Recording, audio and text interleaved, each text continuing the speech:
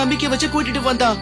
அதுவும் அவன் நமக்கு ஃப்ரெண்டா வேற ஆயிட்டான். இப்ப நாம அவனை எப்படி காப்பாத்துறது பீம்? கைஃபோ இன்னொன்னு சொன்னா, நடக்க போற போட்டியில ஷவுலின் ஜெயிச்சாதான் ஷவுலின் வாரிசான மிங்க அவன் விடுதலை பண்ணுவானா.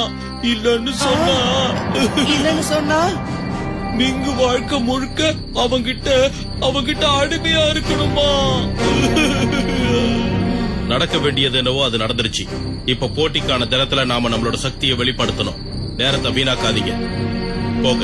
போய் எல்லாரும் ஓய்விடுங்க. மிங்க காப்பாத்துறதுக்கு வேற ஏதாவது வழி இருக்கான்னு யோசிக்கிறேன். இல்ல மாஸ்டர், நான் போய் நம்ம மிங்க காப்பாத்துறேன். அவசரப்பட்டு முடிவெடுக்க கூடாது.